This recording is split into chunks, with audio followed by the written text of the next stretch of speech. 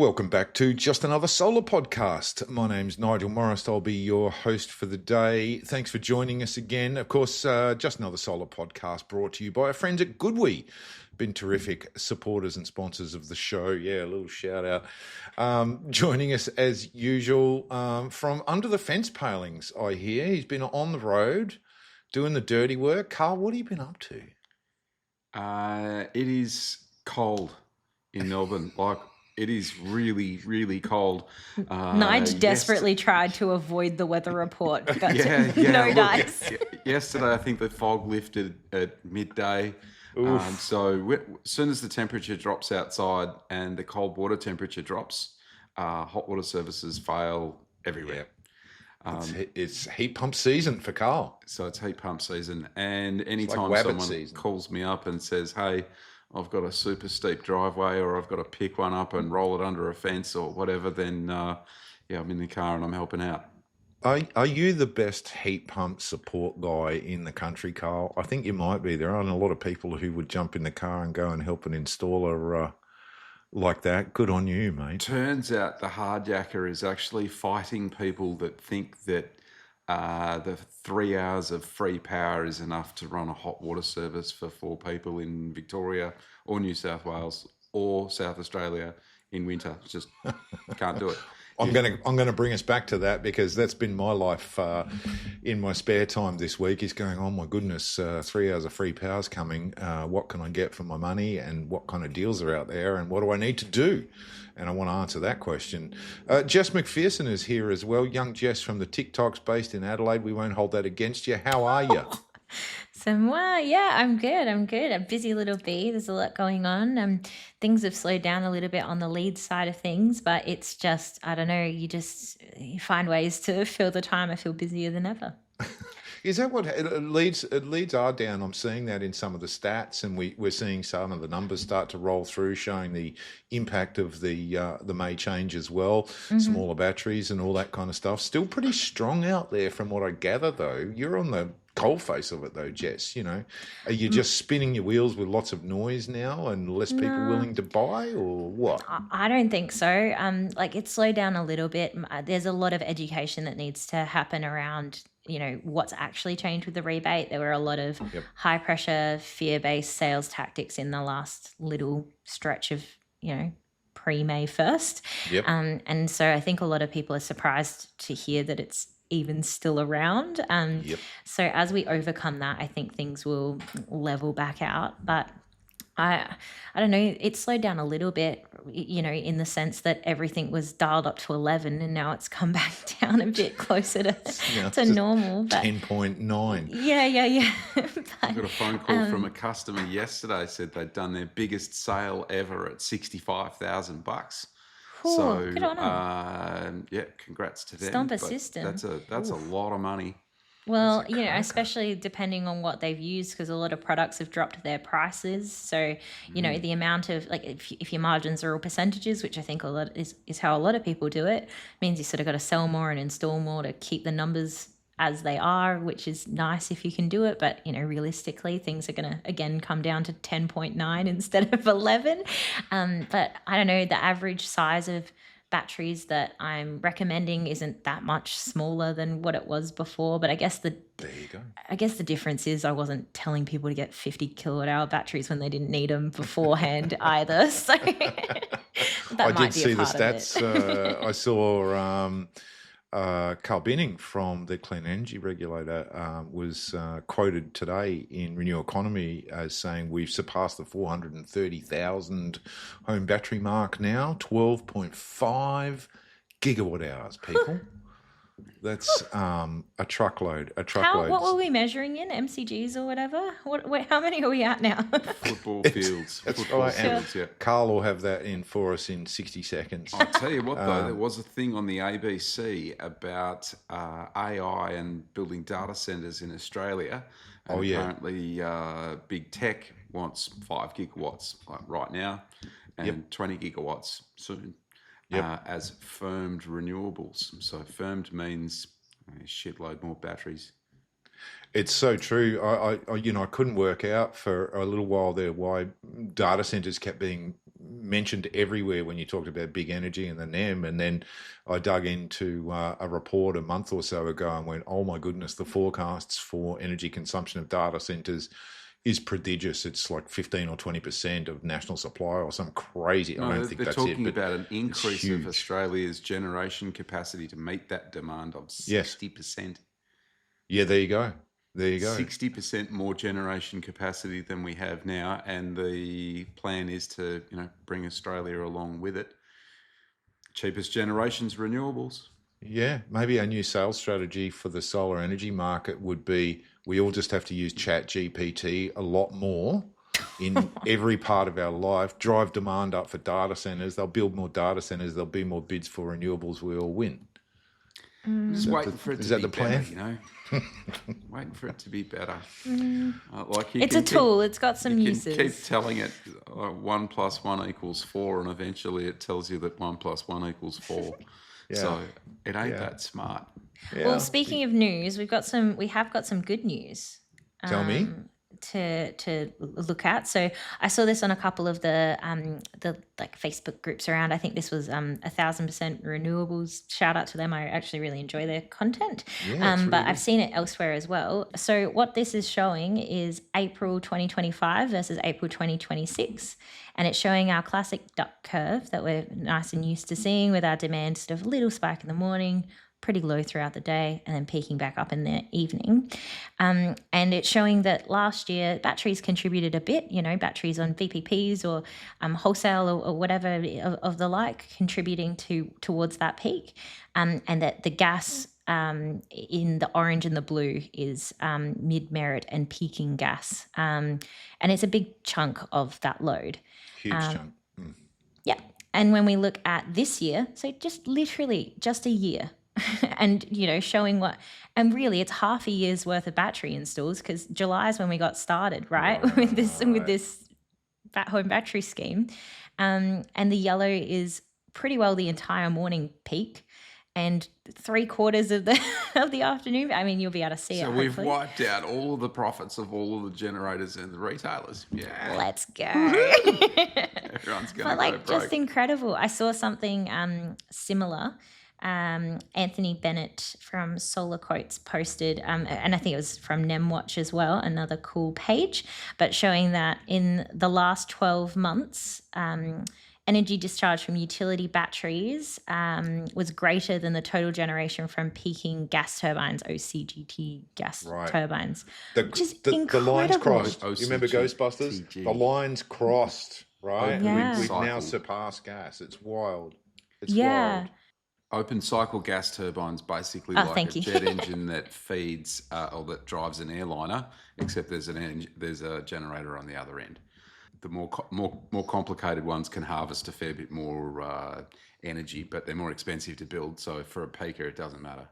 And like this, that's just talking about the utility scale batteries, and there's about this is saying that there's about as much gigawatt hours of residential battery as utility batteries, and how much of that is participating in the market, VPPs versus no, but incredible, crazy, Astounding. God, what a good job, guys. Big pat on the back. Good job. So good. You've all done very, very well. You've done a good job. There has been a lot of wind at it as well. There's been a lot of wind at it. Yeah, amazing. Yeah.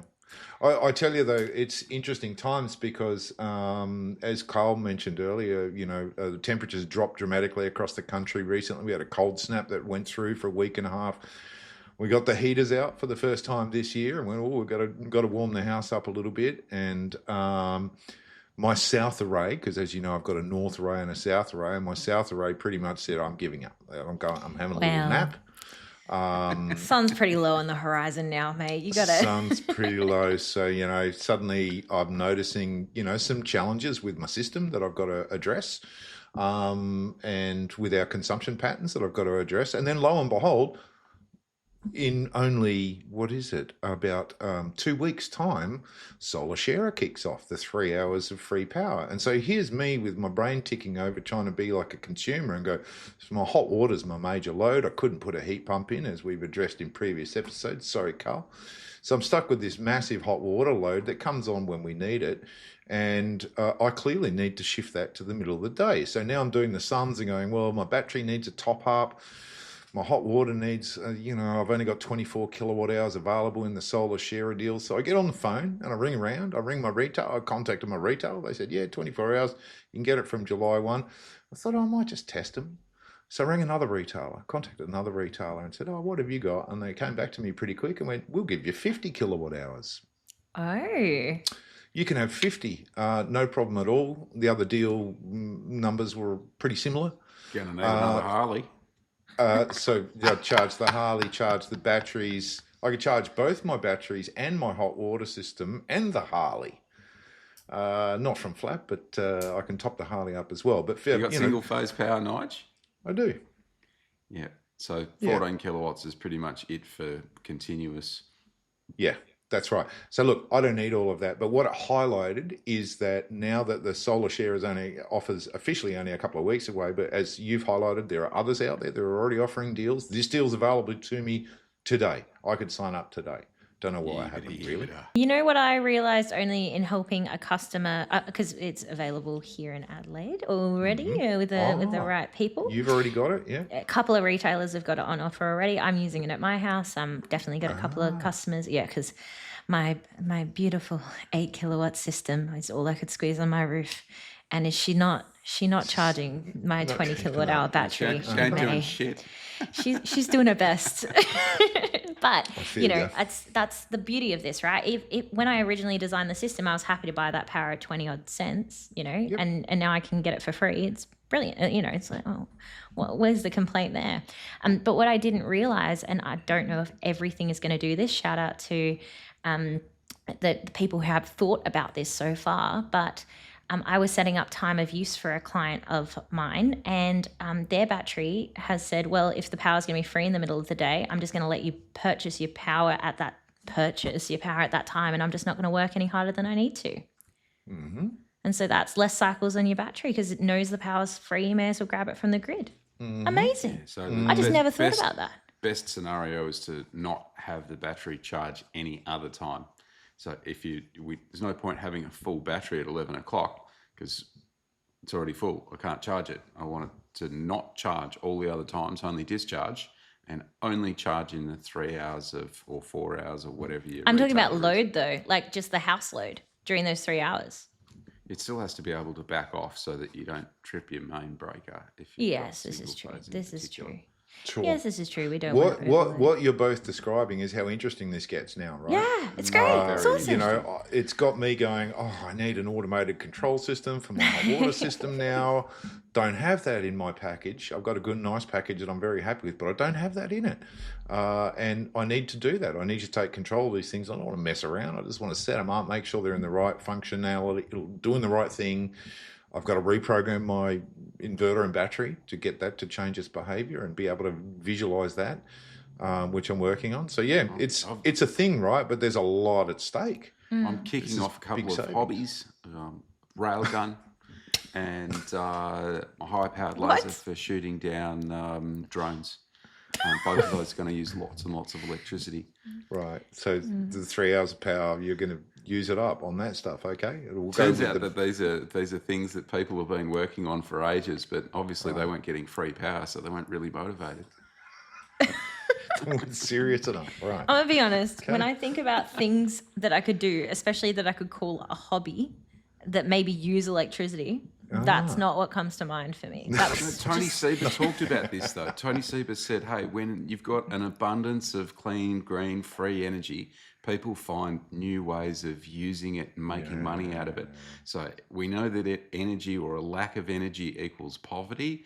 So if you've got an abundance of energy, you can make things, you can do things, and you can... So stuck of floodlights out the front, running it flat out at 14 kilowatts, lighting up your solar array at the same time. Well, they're doing it. They're doing it already. They're doing it at Marvel Stadium and at the MCG. They've got these giant things that they tow behind a tractor that have got hundreds of 400-watt metal halide lights to grow the grass all Are winter. you serious? Yeah, they're awesome. I'm going to segue us because I think we're going to want to spend as much time as It's possible an interesting with our conversation. special guest. But you're right. We do have a guest who's very, very patiently Yes. been waiting in the background for us. He's actually, I'm going to say he's the most important guest we've had all year by You far. have to say that. I would say that. Our guest today is David McElroy, CEO of the Smart Energy Council. Dave, welcome to Just Another Solar Podcast. Thanks for making the time to join us, mate. Thanks. Sorry, what your name is Nigel, is it? Nice to meet you, Nigel. Nice to meet you too, Dave. No one important. No, thanks, Don't worry Jess. about it. No one important. No. I've heard of him.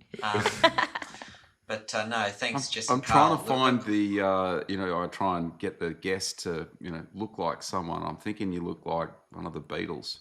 Oh. I think so. Yeah. When they went to seed, of course, right? Like the Beatles now, I think you mean. Dave, thanks so much for coming on. We had talked. We've had the CEO of the Smart Energy Council on the show several times, and so it's carrying on a strong tradition to get you on, especially given that you're the new CEO. For those of you who don't know you and haven't had a chance to meet you yet, Dave has been on the road non-stop for weeks now, and it's heading off to Munich to Intersolar in a week or so as well, I think. Yeah. For those who haven't met you, haven't had a chance to catch up, Dave, who the hell are you? Where'd you come from?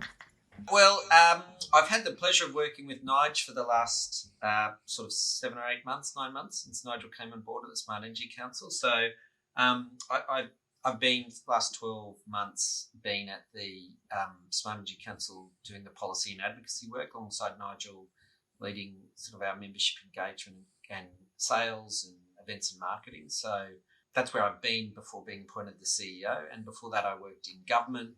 So like the job before this was in the federal government. I worked for Tanya Plibersek when she was the Environment Minister as a Deputy Chief of Staff. And then I've had other sort of jobs in politics as well, but I'm a lawyer by background. So I was a lawyer for about 10 years.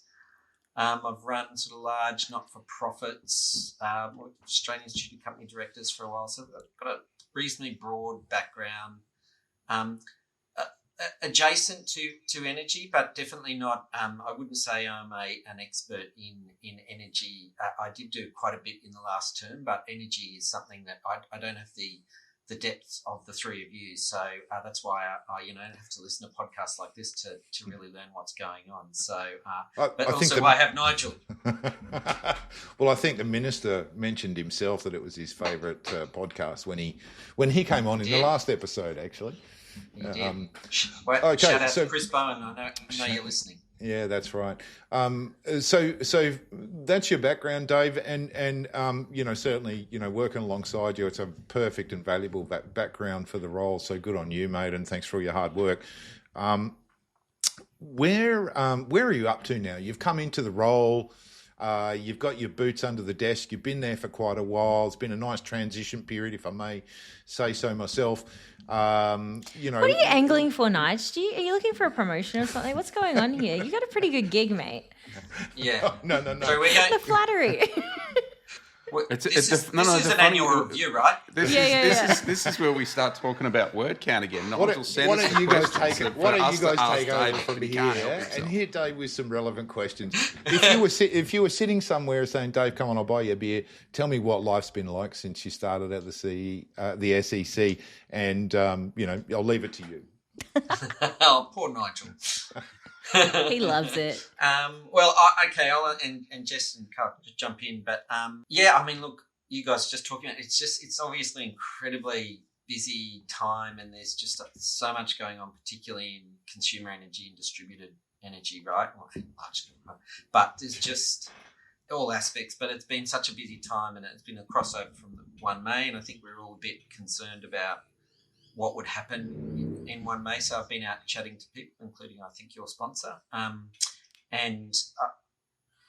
As expected, there's been a dip, but not nothing that I would regard as as existential or anything like that. Actually, as we had hoped, I think returning to a sort of a sustainable cadence of installations, which is still up around, like last time I checked, around 10,000 a week. So at 10,000 a week, like that's what it was in like November and December. So we're up to about 20 before in March and April, but back down to about 10. So in the solar and battery space, it was really tough to do 2 batteries a day. Let's face it. To do it properly, get everything done, actually install some solar panels at the same time. Doing 2 a day was pretty hard yakka. So and I think it's burning out the installers. So totally. So I think they needed to just actually, like, people burn out by May. So I think just work. People need to do something sustainable. So I'm pretty comfortable. I mean, that's obviously been the major focus, is just our concern that the industry is in the right place, and I think it sort of roughly is. And then there's a few other priorities that I'm happy to get into as well, if you like, about where I think I'd like the Smart Energy Council to go over the next 12 months. Yeah, absolutely. I've seen some chatter about there's certainly some concern about the opposing parties. So, generally we'd be talking about the coalition, if they're still together or not, wherever they're up to, and One Nation would be the other one. And sort of this very anti-renewable, it's just a go-to for them at this point. Like it's almost instinctual. Like it doesn't ever seem to have any basis these days. It's just like the party line. You'd think after being wiped out in multiple elections for anti-renewable policies that they'd be learning, but we're still not learning.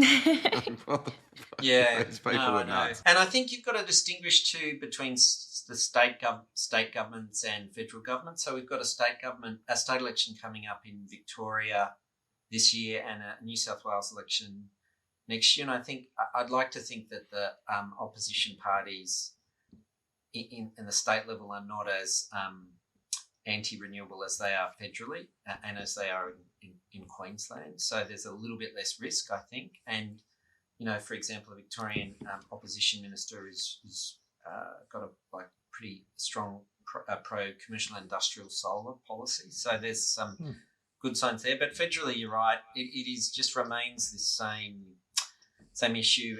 And the principal objection is to large-scale and transmission in regional areas, an issue I think that is way overplayed and is not actually felt as significantly in those communities as opponents pretend.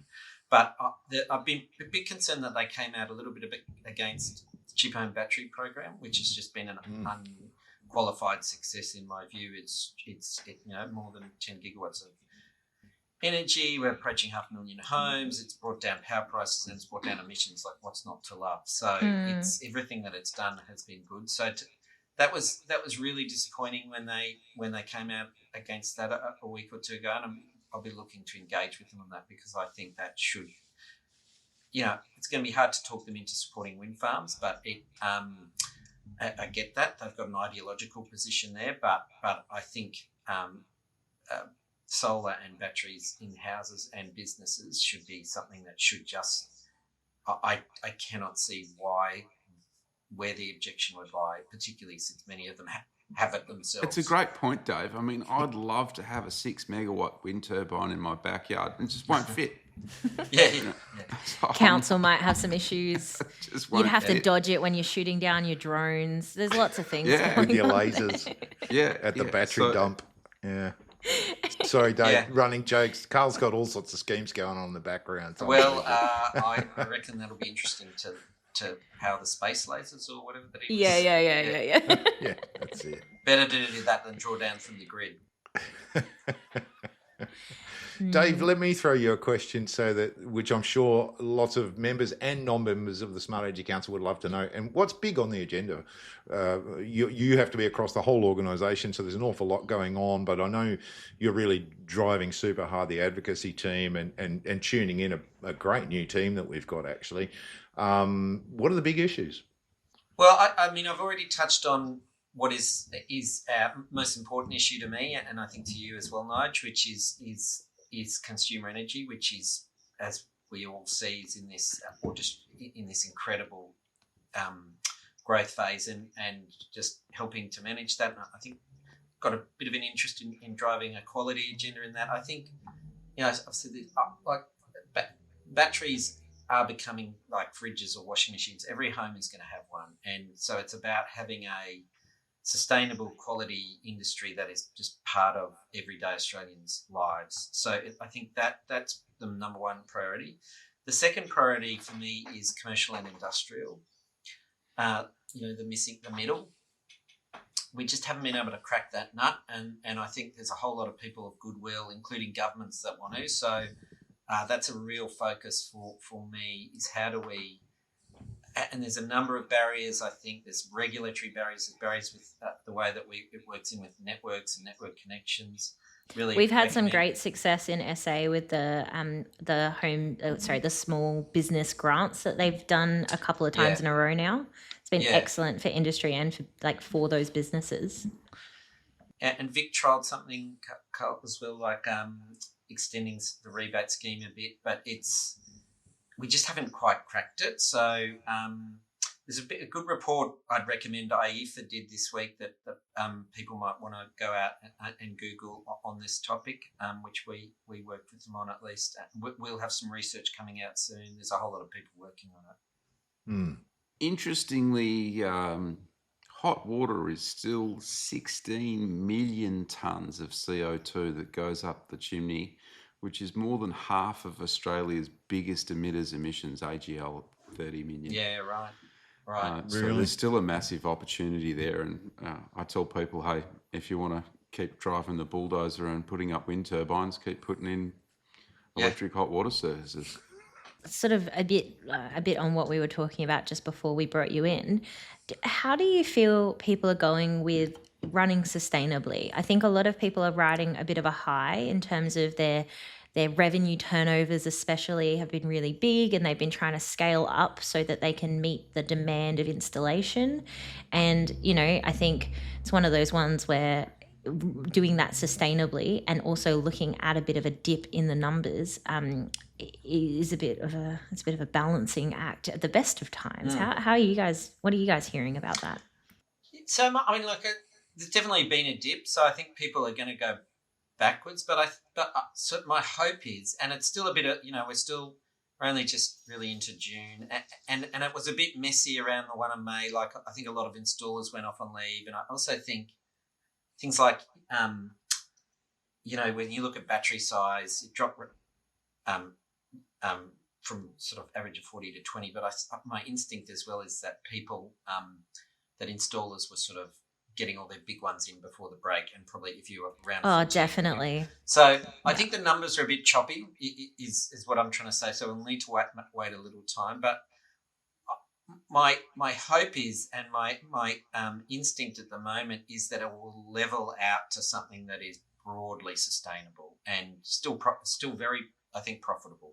Like it's one of the reasons I'm keen to go to Munich next week to talk with colleagues, is to see the state of the other markets and talk about the Australian market. But you speak to our international brands active here. Australia is still the hot market, and I mean we still are the highest per capita market and all that. So we are often outranking Europe combined. So I am available, Dave, if you're wondering. I did need someone to carry my bags. So, if you need someone. He's been lugging hot water systems, so he's got the muscles. He can carry stuff. We've established that. We've got a famous saying a bit before your time, Dave. I've been going to Intersolar for 12 years. Knuckles and beer is why we're here. Intersolar every year.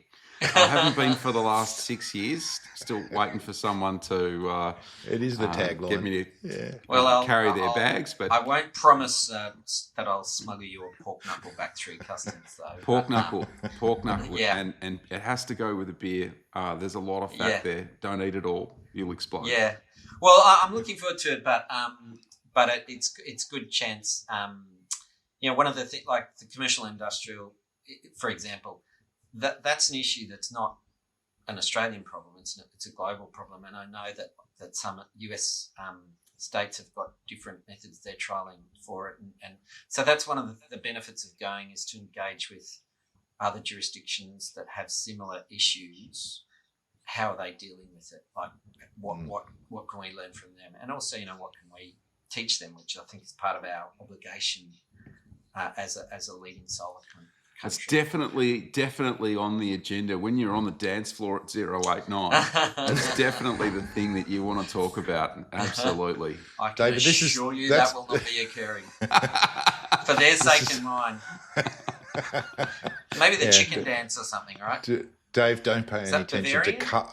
Carl's got his own agenda over there. You just Well, play I your own want you to agenda. send me the photos. Pixar didn't happen. It's pretty wild. So the Thursday night, manufacturers put on bands and beers and so on and so forth. It's it's pretty. I will thankfully be on a flight by then. I'm on the ground for as short a time as possible. The classic mistake with Intersolar is booking a flight the day after the thing finishes. Most people miss that flight. Yeah. I think I'll be okay. I will be well behaved. No, that's where the networking happens, though, Dave. It is true. It is true. It's a networking event, and that's where the networking happens. I think Dave's got the picture of what your view of Munich is, Carl. We might move on, though, because... a bit too much play, not enough work. Yeah. But I'm actually going to try and drag a sneak preview out of Dave because... Dave has been on the road quite a bit, visiting lots of members and talking to lots and lots of different people. And I heard that you got up to QUT, to their labs recently, where there's a battery testing facility. And I've been busting to get there for ages. I'm disappointed in myself that you beat me to it. But it sounded amazing. What can you tell us? Oh, it's really impressive. I didn't realise you hadn't been there, Nige. It's really, really impressive.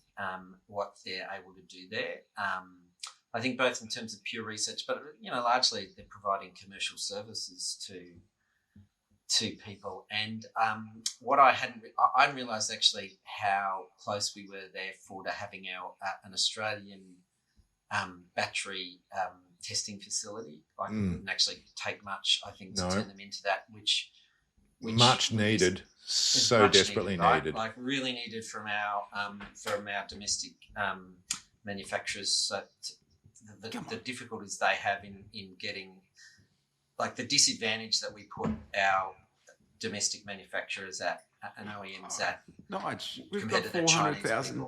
We've got 400,000 guinea pigs. well, yeah. Yes. So it's a really incredible facility, and it's also like it's one of those ones where obviously Chinese innovation is incredible, and where it's but to see that in and I grew up in Brisbane and stuff like that, and to see that just it's in a little suburb next to the airport, it's cool and it really made you proud, and remembers how much of this knowledge and innovation started in Australia. It just reminds you that we've got a lot to offer. So it's a really, really cool facility with some pretty amazing people. We've got a bit of catching up to do, the New South Wales people as well. They're doing the solar panel research and stuff. Yeah. Yeah, of course, there's so many good research institutions. I'll give a shout out actually, because at our upcoming Adelaide conference, only not far away now, a few weeks away, down in Adelaide on June 30, and we've actually got a little side event that's popped up featuring a whole bunch of really everyone in the know in the recycling side of the industry and stewardship side of the industry, and everyone's sort of gathering their troops and getting ready in the hope that this scheme is all going to kick off very, very soon. Everyone's ready, everyone's willing, everyone's able. So there's a really good little catch up there for people in that industry and really, really affected by it, particularly the Australian ones as well, because that's an issue that a lot of our Aussie companies are trying to solve as well. I just want to loop back as well to the whole, I think it's very Australian to like things to be Australian, which is just it's so beautiful, right? But I think consumers as well get very nervous about their system being able to handle the conditions here. And, Queensland conditions compared to Adelaide conditions can be pretty night and day as well, right? So the fact that you can tell that person, I know that it's nerve-wracking to spend this amount of money on this investment that's going to go on your home for a really long time, but it actually has been tested here. I think that goes a really long way. And, some manufacturers do a good job of having testing in Australia, or they work with a retail. Like, we've done testing for heaps of manufacturers that we work closely with. I know lots of MC Electrical's another great example of people who do a really, really good job of that. And yeah, and but it gives a lot of confidence, not just for you when you're designing, but then to that person, you can just say, hand on heart, I know it does. Not just because of the ones we have in the field, but because we tried it out. We put it through the runner, and we can do it. Yeah, and that's one of the things they could and we're going to have to electrify. We're a mining country, right? And mines are often in inhospitable places, so you could have a battery. I've seen those batteries operating in the Pilbara. That's a pretty harsh environment. But you've got to make sure your battery can operate there, or far north Queensland. So as well as suburban Tasmania, right? So yeah, it's good they can put it through Australian environmental conditions and test them. So it's got all those benefits as well. Yeah, it's really it's so close to being an Australian battery testing facility that I think is one of the most important. It's probably the most important thing we could do for the domestic battery manufacturing sector. Just imagine the label kits that you'd need. Exactly. The Australian, watch out for redbacks. The Australian version. Yeah, brown snakes might be here. Snakes present. Should we throw to our sponsor break? Oh, yeah, that's a great idea, because we couldn't do this show without our really valuable sponsors. Thanks so much for everything you do and for all your help. The other thing I was thinking about, they're just good people, right? They're nice people, good to deal with. Check out this message from GoodWe. Hey solar retailers, the GoodWe Rewards platform is back with $20 million in rewards available for you. Claim on every 5 and 8 kilowatt hour ESA battery module or ESA 30 kilowatt 60 kilowatt hour unit purchased from your distributor. Redeem your rewards on anything in our online catalogue, including Visa gift cards. Record, submit, get rewarded. Visit goodwerewards.com.au now. Thanks to GoodWe, we're back. We're just going to wrap the show up now. We chatted on in the first half, actually, because it got into such interesting territory. I'm going to throw the floor open to Jess and Carl. I don't know if you were catching up with Dave, if you bumped into him, what would you be asking him about what he's doing and what the Smart Energy Council's doing? I mean, spicy question, I guess. But how are you feeling about the big shoes that you're filling, David? It's pretty intimidating because John's such a legend in the sector, and he also he took the Smart Energy Council from, it still is Australian Solar Energy Limited. He took it from that to Solar Energy Society Limited. From what was a group of effectively enthusiastic amateurs to a sort of fully functioning peak body. So here. It's an extraordinary achievement. So it's pretty intimidating, and I had no shortage of people telling me that I had big shoes to fill before and after. But I got to work alongside John for a year, so I learned a lot from John, and it's also it's a great time to take over, I think, as well. It's the organisation's in a good place, and the industry's an exciting place, and just organisationally too, I think we're in a space where we just it probably suited the organisation to sort of look at itself and go, we're like that little kid that's grown really quickly, so we need to sort of and we're looking at ourselves and we're still in short pants and shirts and go, okay, so how do we take ourselves to the next level? So that's a pretty, just as a CEO of an organisation, that's pretty cool. But yeah, and I'm not just saying this because he's here. It meant a lot to me that I could do it with Nigel. That was a big part of my thought.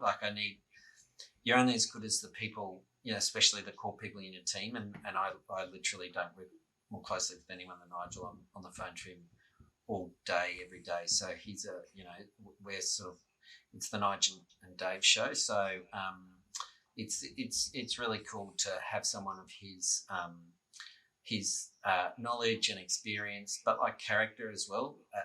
That's pretty important to me. So that's been a big part of the. Give me comfort. Don't and I'm cry, not just saying that Nige. because he's here. I've said that he knows that. I've said it to him before.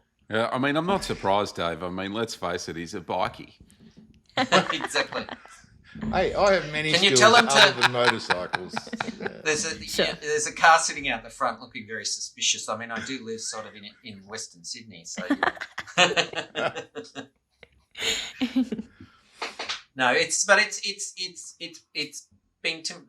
a cool time, and we've got a good team. We're bringing on some new staff. We're really investing, and there's just a lot. There's a huge agenda for us as well. And it makes sense, I think. Like, we've seen the Smart Energy Council over the last few years starting to branch out into that Asia Pacific region. And so it does make sense to sort of segment things so that attention and effort and energy is going to the right places and things like that. Like, it's, it makes sense.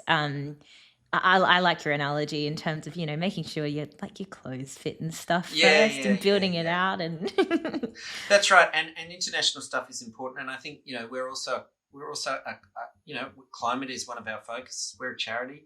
So we have a duty, I think, to assist particularly in our region, because climate change isn't an Australian thing. But our core role is to drive renewable energy in Australia. That's our core mission. So that's my focus. And then having someone like John, who's still out there doing work in the international space, is really good, because that's and we continue to support that, because that's part of what we do. It also creates opportunities for our members, but it's also part of the sort of the purpose, which is really why I'm here.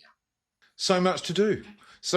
That's the great thing about this. No, I didn't even get to the full list. That's that. Look, just so quickly, probably just the other thing I really want to be, another key priority, which I wouldn't want to not mention, is electric vehicles, charging and heavy freight. So that's probably the third.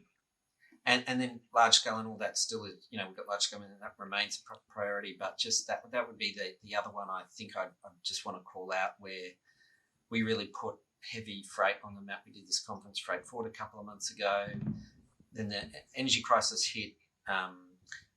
We became acutely aware how vulnerable we were as a nation on diesel. If it doesn't resolve itself, who knows when the podcast comes out what will have happened.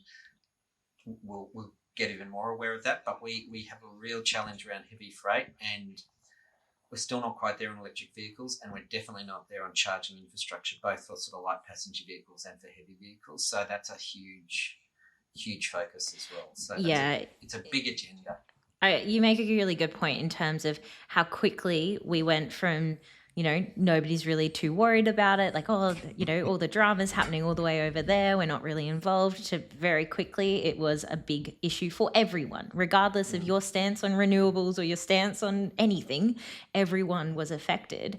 And, again, this podcast will probably get released early next week, but as of recording, there's some stuff happening over that way again. And, who knows whether we're going to end up in that same position or not, and hopefully not, right? But at the end of the day, that's the thought now. For any everyday Australian is, something's happening over there. Shit, I don't know if I'm going to be able to afford my petrol, my diesel, my whatever next week. That's the reality now. So energy security, energy independence has come to the fore, and the role of renewables and that the sense of control it provides us both as a nation, but as individuals. And I think it's that control and independence that drives a lot of household decisions. But we've seen it as a nation. Like, we are the most diesel dependent nation for our heavy freight in the planet, and it risks food supply to our cities, right? Like, that is at risk. And if we electrify that, we protect ourselves and insulate ourselves from all the, we've had COVID, we've had this, we know it's there, so we have to act on it. So that involves government taking that seriously, I think, and supporting, just helping the private sector, because I think the private sector can fix the problem, but that's something to watch, and we'll be really active in that space over the next couple of years. I love this. I love this. You know, our life goes by in this world of solar and smart energy, and we see historic moments, and they just drift past us. And as you just go, it's just another historic moment. If you think back a couple of years and go, imagine if 50% of my sales had a battery attached. Imagine that. How good would life be? My revenue would just jump hugely, and if I was lucky, I'd have some money. And now that's normal, right? That's how it goes now from here on in.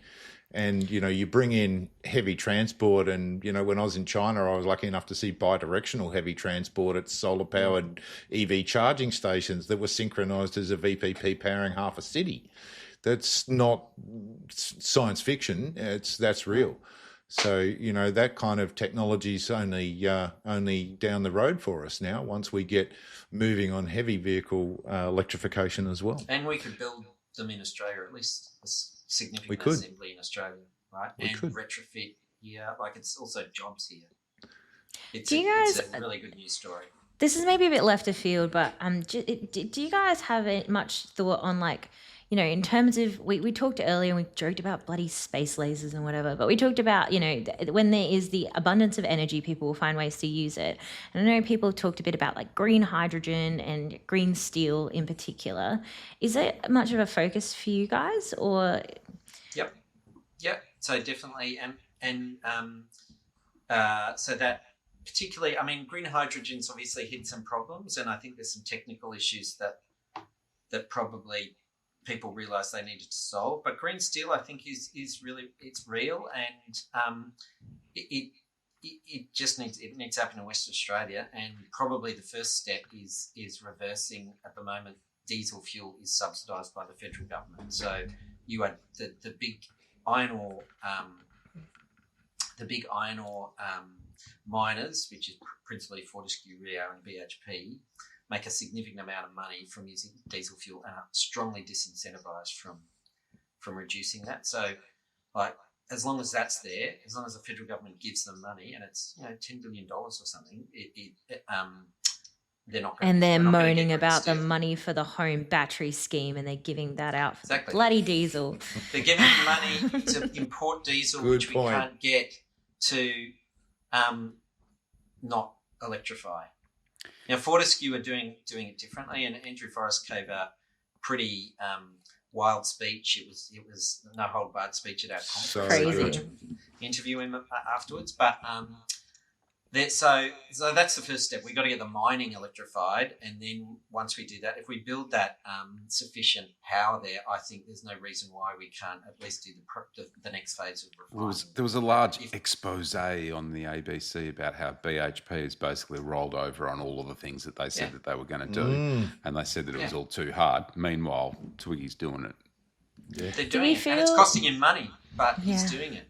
Yeah. Well, and he's not only is it costs money, like all renewables, there's a capital cost, right? Like, that's the thing about renewables: upfront capital cost, but no operating costs. So, but he is actively disincentivized by the tax system to do it. So it's just madness. It's madness, and we'll try, and we've been in Canberra lobbying against it. We'll continue to.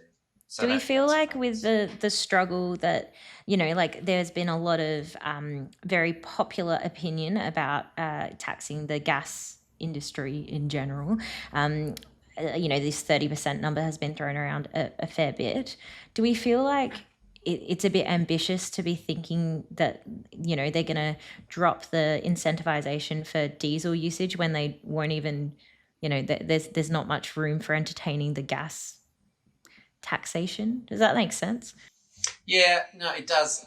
Look, I think you've got to give credit. The government did a pretty ambitious budget, right? For other tax reform. So it's, you know, not from their perspective that, you know, it's not what this podcast's about, but the capital gains tax and housing reform. So that probably felt that this was one thing too many, but there's a lot of levers to manage, isn't there? Yeah. So governments. I've worked in government. It's hard to do, you know, most of the time they don't want to do too much at once, and that stuff's been pretty controversial, but it's therefore my job to sort of persuade them, and also I think open the space as to why it's a good thing and why it should be a popular thing. But you come up against pretty strong vested interests, like as you just said, Carl, BHP, Rio Tinto, like they're huge companies with a lot of money on the line and well-funded fossil fuel lobbyists. So it's not, that's who you're up against. But it wouldn't be fun if it wasn't a challenge. Fight a good fight. Fight every day. We're rapidly running out of time, unfortunately. I'm going to throw. Sorry, you want to go, Carl? Yeah, I want to go. Sorry, I was holding the spotlight there. So I'm going to change the topic completely. We're 2 weeks before the end of the financial year. So there's been a lot of our listeners and a lot of solar installers, battery installers that have made a lot of money this year. And I think as a tax mitigation strategy, topping up your super is absolutely a winner. So if there's 3,000 people listening to our podcast and they put 50 grand into their super each, there's 150 million bucks, and a fair amount of that will make it back into renewables. So our superannuation in Australia invests heavily in renewables, and at the end of the day, we get fantastic returns from our superannuation. So tax rules allow you to top up to the previous 5 years to the super contribution cap in those years. So 5 years ago, it was about 25 grand. 4 years ago, it was 27,000. 3 years ago, 30,000, 30,000, 30,000. This next year, it's 32,000. But Mal, can you put in this is not financial advice disclaimer, please? I was waiting for the opposite. Nice and big. Sure. We can top up Carl's financial advice. We can top up the previous 5 years up to the super cap as long as you've got less than $500,000 in your super. And if your kids have got superannuation accounts, if you put $1,000 in, they get a $600 or thereabouts handout from the government as a low income earner. Same thing can happen with your wife if she doesn't earn any money. But for you to make that top up this year when you've made more money than you have in a lot of other years, it's a great time to do your super top up. And if we're talking 10, 20 years before you retire, it's worth hundreds and hundreds of thousands of dollars. Yeah, we can probably trim that down to, if you've made tons of money, get some good tax advice. Thanks, Mel. Well, you've only got a couple of weeks to get that good tax advice. Snip here, snip there. Yeah, you've only got a couple of weeks. If you're a member of a super fund, normally, particularly like an industry fund, if you ring them up, they'll give you that advice. I used to be on the board. I can tell you, I was on the board of one. One of the big industry funds. So, but it's a good idea though to be tax advantages. Look, we could take a slightly different angle on it and just say, it's a good time to be investing in your skills or your people or your infrastructure your in your company or your whatever, and taking leave, like we talked about, installers taking leave. I don't know about you guys, but where we would normally have had a break and a reset last year, we did not get one. This year, we're really carving it out, but, with considerable effort to carve that out. But as we should be doing, because, people will break and people are hard to, you want to take care of your good people is the summary. It's as busy as ever. Turns out Jess is shouting trips to Tomorrowland. Oh, no, Intersolar, sorry. I don't have 50K for my super, let alone for trips to Europe, mate. I'll tell you that for free. I'm gonna wrap us up. Otherwise, we'll run over. Dave, at the end of the episode, we usually go around the room and we get a view from everyone, a closing statement on whatever they want it to be. Sometimes it's about how you unwind, how you look after yourself, and how you recharge when we're all so busy. I'm going to start everyone off because this is. One of the great side benefits of working at the SEC is I get to go to things like the National Press Club, and a week or so back I was very, very fortunate to get a lunch invite there with Dave and a bunch of our team and some good friends and members, which was a real experience. And we heard a proposal by the Electrical Trades Union for sovereign power and for increased government ownership of assets, which are a bloody good investment, happens to be, if they're renewable. So make the investment as government, use lower interest rates and bring down the cost of energy for everyone and, buy some renewable assets as the government. Interesting concept.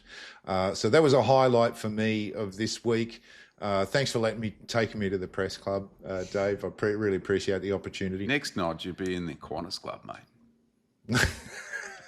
Getting free club sandwiches and free upgrades. Yeah. Who doesn't love a club sandwich? First class to Munich.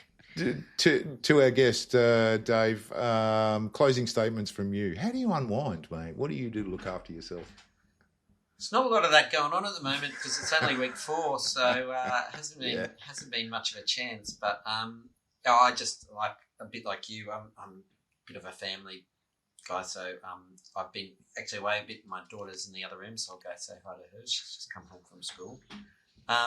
So I don't know. I'd like to hang out with my kids and my wife. Frankly, that's how I unwind on the weekend. They're still young enough that they sometimes want to spend time with me. So take advantage. Sometimes not just the boyfriends or friends. So that goes away. That's good.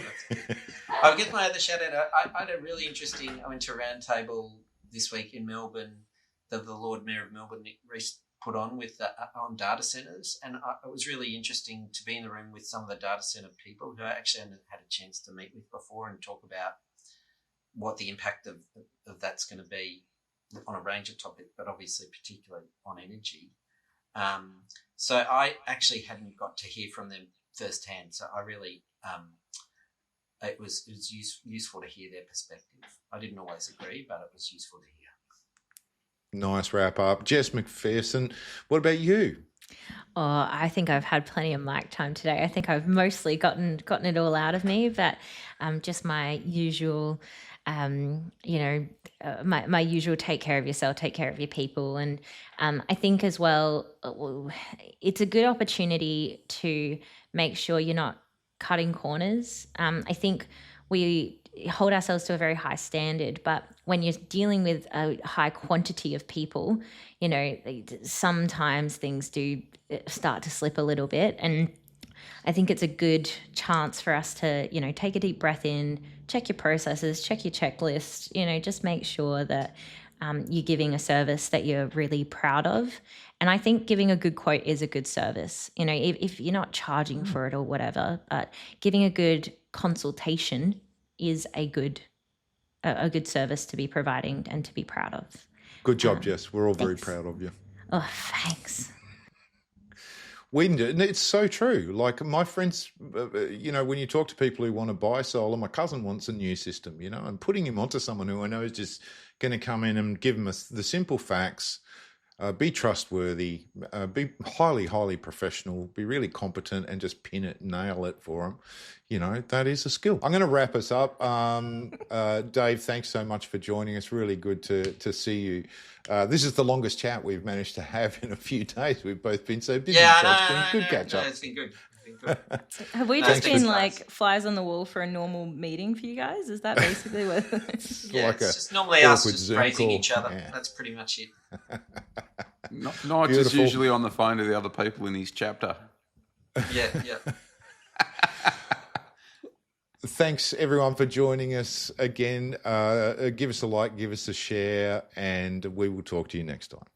G'day, it's Alex Carey here. The new GoodWe ESA home battery is here and it's a game changer with leading performance and safety features.